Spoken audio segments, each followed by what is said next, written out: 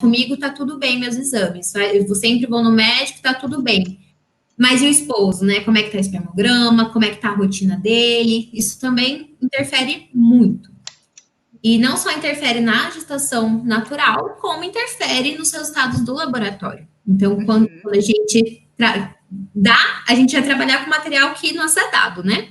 Então, quando o óvulo tá bom, quando o espermatozoide tá bom, a gente vai ter um embrião melhor e com maior chance de implantar e gerar um bebê saudável. Quando seria que um casal procura o processo de fertilização e passa por uma consulta, por uma análise, né, de embrião? Quando que chega até você de uma forma simples de entender? Então, a recomendação, né, que é da Organização Mundial de Saúde, é que casais ou pacientes inférteis, que pode ser tanto um casal homoafetivo, uma mulher que queira ter o filho solo, busquem auxílio da reprodução de um profissional especializado em reprodução, a partir de 6 meses tentando, se tiver mais do que 35 anos, a mulher, e 1 ano tentando, se for menos do que 35 anos, tá? Por que isso? A gente sabe que a nossa fertilidade cai muito com a nossa idade, né? O ideal biologicamente é que a gente engravide no máximo até os 24 anos. Mas que pouquíssimas, né, conseguem. A gente quer trabalhar, né? A gente vai trabalhar, vai viajar, vai ter uma carreira, vai fazer todo aquele cenário perfeito antes de poder estar pronta para receber um bebezinho, né? E só que daí nisso, o nosso corpo acaba não acompanhando o lado social, né? Então, a qualidade dos nossos óvulos vai diminuindo. Então, o que acontece? Quando a gente vai ter o processo de fertilização e da formação do embriãozinho, o óvulo tem lá os cromossomos dele, certo? Quando a gente ovula e ele vai fertilizar com o espermatozoide, ele passa a completar o processo de meiose, de divisão celular dele. E nessa divisão, os cromossomos é para dividir de forma igual. Então, 23 de um lado, 23 do outro, certo? Só que imagina, esses óvulos estão ali esperando por esse momento desde quando a gente está na barriga da nossa mãe, né? Então, no momento dessa divisão, fica muito mais difícil. É como se eles estivessem muito mais presos um ao outro. Então, é possível que acabe tendo um cromossomo a mais para um lado, um cromossomo a menos para o outro, ou um pedacinho de um cromossomo a mais para o outro, né? Várias alterações que podem ou não implantar, né? Que é a maioria. Então, aí vai naquele problema da falha de implantação, que não está engravidando, ou mesmo risco de abortamento ou nascimento de uma criança com uma doença congênita, algum problema, certo? Então, o ideal é o quê? Passados esses 6 meses a 1 ano tentando, vai atrás de um médico, né, especialista, não é ginecologista comum, porque o ginecologista comum às vezes não tem, né, o olhar mais crítico para pedir os exames mais apropriados. Então, aí você vai iniciar um processo de investigação, né? Como é que tá a reserva ovariana? Que é quantos óvulos você tem disponível para fertilização naquele mês, né? Quanto mais, melhor, porque aumenta a chance de você ter um óvulo normal que vai gerar um embriãozinho normal, certo?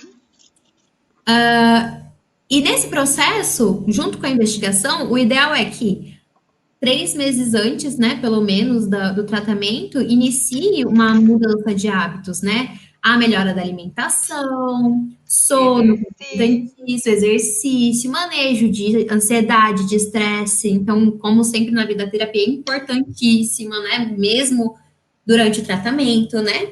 Ainda mais que quem já está vivendo um histórico de muita frustração, né? Muita ansiedade. Então, é importantíssimo ter alguma maneira de lidar com tantas emoções, né?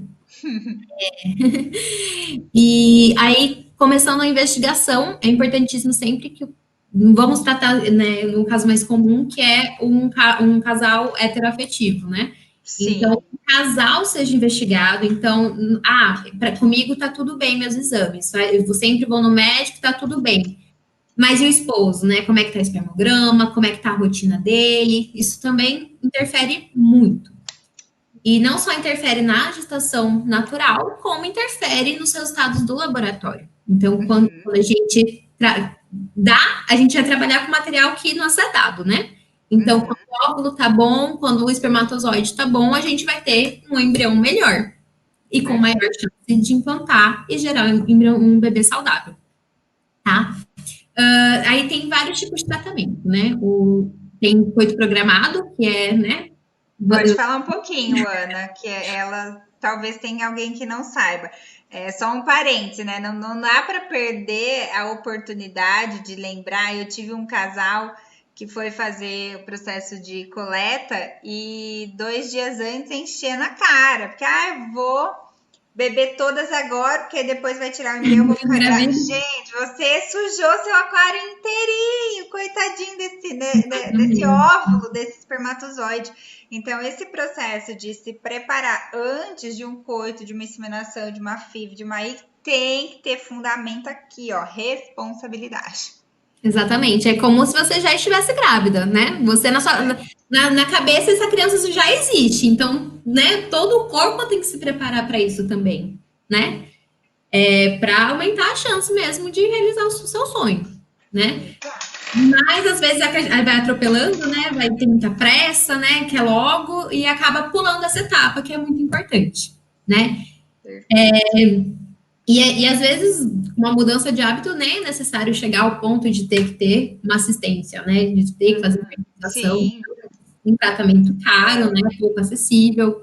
É onde a limpeza do aquário age, graças a Deus, né? Ainda bem que você já tem essa seguidora, já tem esse trabalho incrível, que está ajudando muita gente a não ter que precisar de tratamento. Vamos falar então do coito, da inseminação, da FIV. O coito programado, ele é exatamente o que o nome fala. Então, o médico vai orientar quando que você vai ter relações sexuais para obter a gestação. Então, quando que no seu ciclo vai ter uma chance maior de você engravidar. Nós, seres humanos, não somos bons reprodutores, né? O coelho olhou, tá grávido. Mas a gente, no ápice da nossa fertilidade, com tudo certo, pH certo, temperatura, tudo, a chance de a gente engravidar é em torno de 20% a 30%. Então, é relativamente baixo. Isso.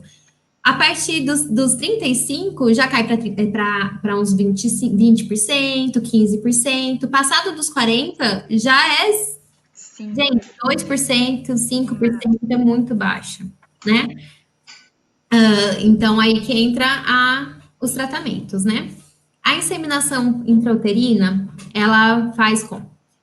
Primeiro, você vai tomar uma série de medicamentos hormonais que são para estimular um número adequado de óvulos que, né, cheguem à maturidade, que seriam aptos à fertilização.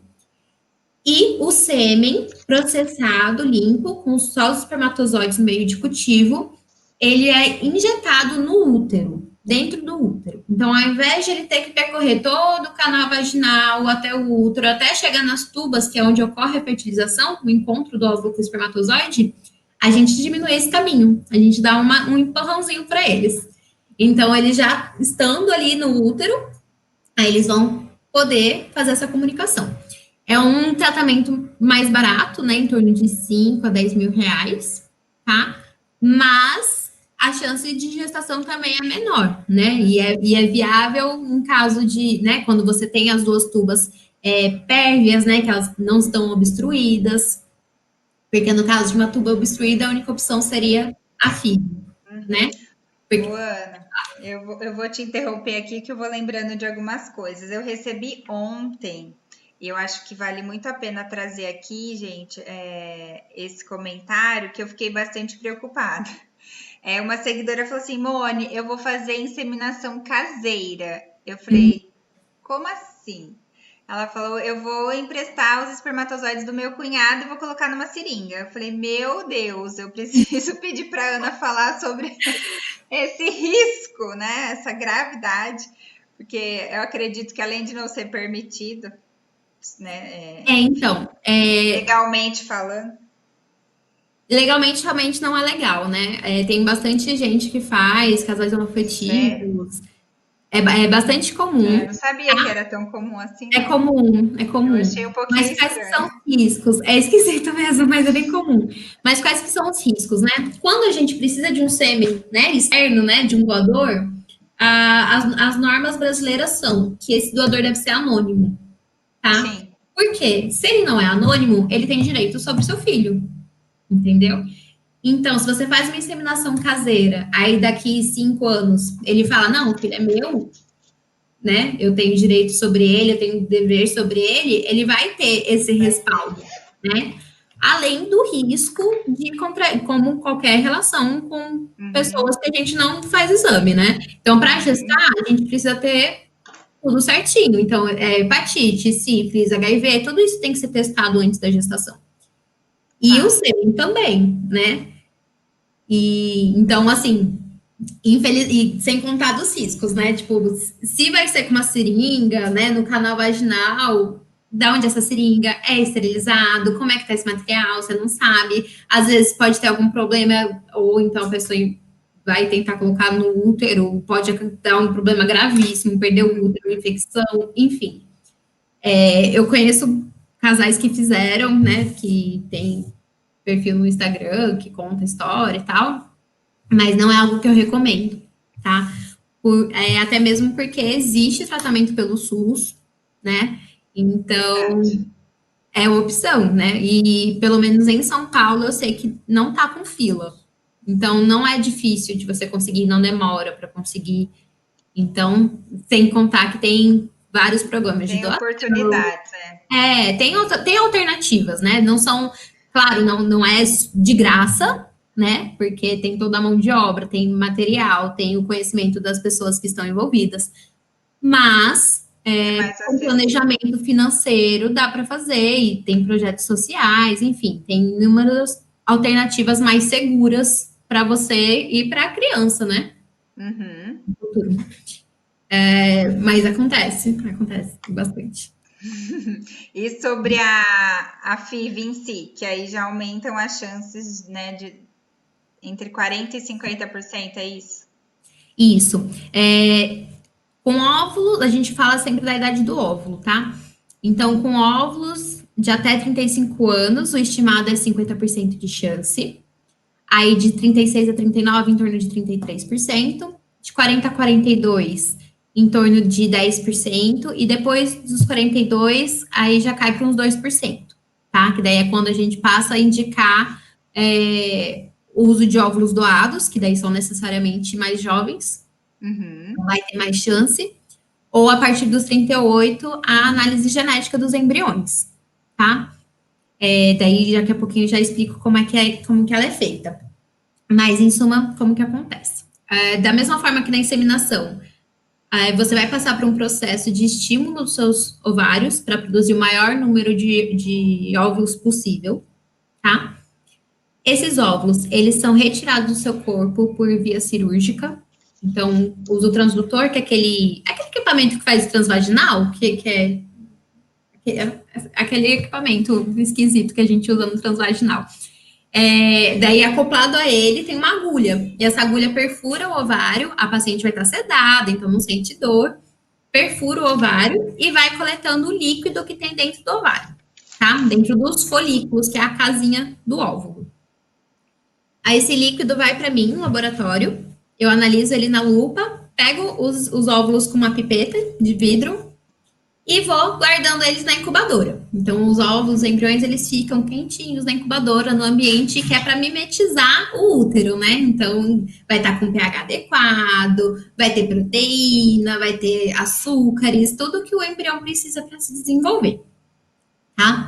Parente, meninas, açúcares são os carboidratos bons, não é o açúcar, ok? Isso, Porque açúcar refinado suja muito o aquário, inflama, aumenta foco de endometriose, aumenta a insulina e piora a implantação do embrião, tá? Então, só um exatamente. parêntese técnico que para não confundir.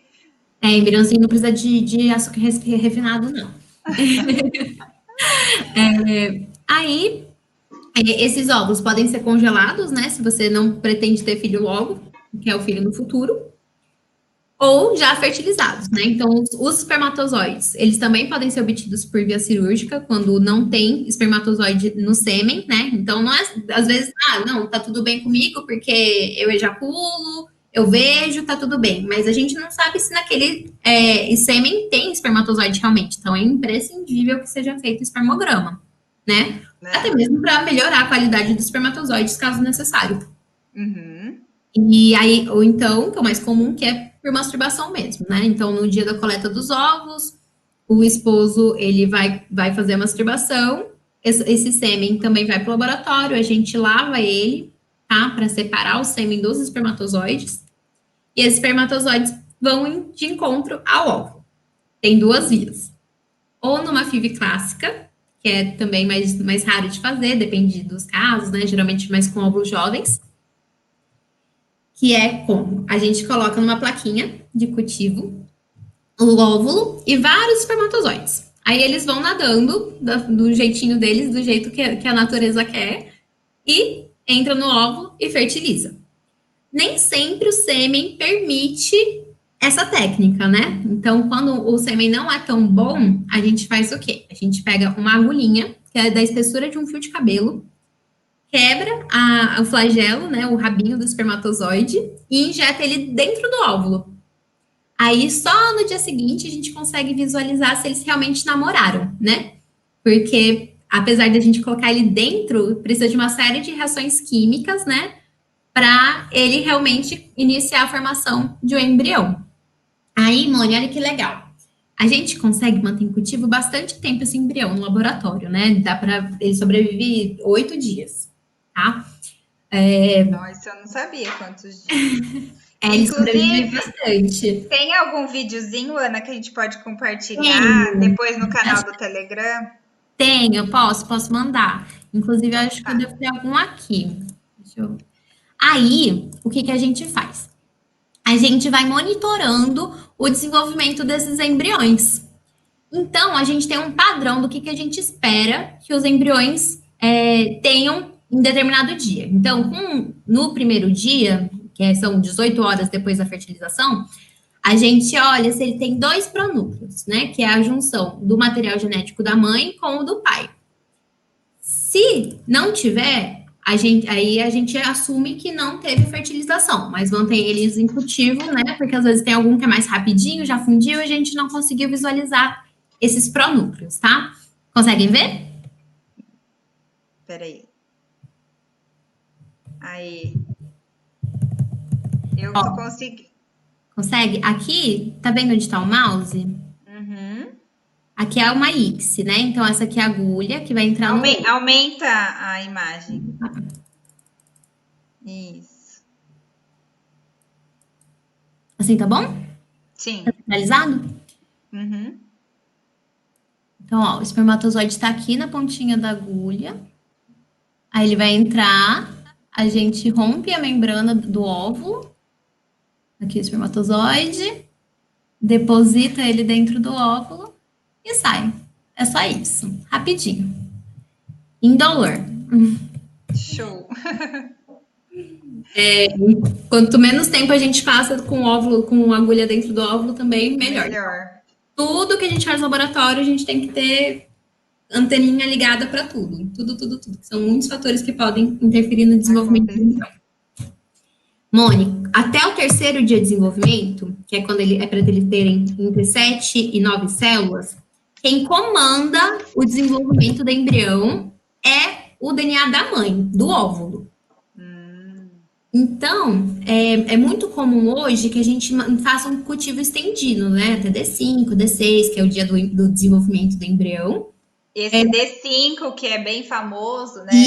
São nomenclaturas, então, para quem não sabe, D3, D5, tô com o cabelo molhado, tá parecendo O, né? D3 e D5 é o tempo que está em desenvolvimento de dias do embrião, ok? E aí o D5, ele tem quantas células, só para elas entenderem? Já tem centenas. A principal diferença é que no D5 ele já tem 2 grupos celulares diferentes, né? Então, no D3 são celulinhas iguais, no D5 a gente já diferencia as células que vão virar placenta e as células que vão virar o feto. Uhum. Tá? Ok. E aí que entra a análise? Isso. A análise costuma ser no quinto dia do embrião, tá? Então, a gente pega parte das células que vão virar placenta, com uma agulhinha também, e essas células são enviadas para uma empresa especializada, né, que vai fazer a análise genética. Então, vai fazer o sequenciamento do DNA dessas células. E aí que a gente vai saber se ele tem um número apropriado de cromossomos ou não. Então, se ele pode ter uma síndrome de Down, se é menininho, se é menininha, né? A gente consegue ver isso. E aí a pergunta que elas, vou te interrompendo, a pergunta que não quer calar é se dá para escolher menino ou menina. Dá, mas não pode. A legislação não permite. Faça tratamento para você escolher o sexo, né? Então, a prioridade para transferência vai ser um embriãozinho normal e com o melhor morfologia, né? Com a melhor forma. Qualidade, é. Olha só, o espermatozoide não sai ao furar o óvulo. O que que acontece com a cabeça do espermatozoide? Não sai, porque antes de a gente colocar o espermatozoide dentro do óvulo, eu quebro a cauda dele. Por dois motivos. Um, para ele não sair nadando, né? Senão ele vai destruir todas as organelas dentro da célula. E o outro motivo é que na fertilização natural, né, no corpo, o espermatozoide, ele encosta a cabeça no óvulo e ele rompe o flagelo, entra só a cabeça mesmo. E então eu mimetizo essa quebra para ele entender, ó, tá na hora aqui de fertilizar. Então ele não vai ter a capacidade de sair do óvulo. Ele fica quietinho. Sensacional, né, gente? Que lindo. E aí, o que mais que temos? Quando não é a FIV aí? Mas só para fechar a ideia, como é o DNA da mãe, né? Que controla o embrião até o D3, acontece se os óvulos não estão com boa qualidade, daí que vai interferir a nutrição e tudo mais, eles não chegam ao blastocisto, entendeu? Porque daí entre o D3 e o D5 é quando entra em ação o DNA do embrião mesmo. Então, é quando o espermatozoide vai fazer um papel mais significativo. Até lá, se a gente vê que o embrião não está passando de D3, deve ter algum problema no óvulo mesmo, tá? Então, isso eu acho que é super importante, porque quando acontece alguma coisa assim no laboratório, eu sempre indico que vá para nutricionista, enfim, acupuntura, várias estratégias para tentar melhorar a qualidade dos óvulos e até talvez melhorar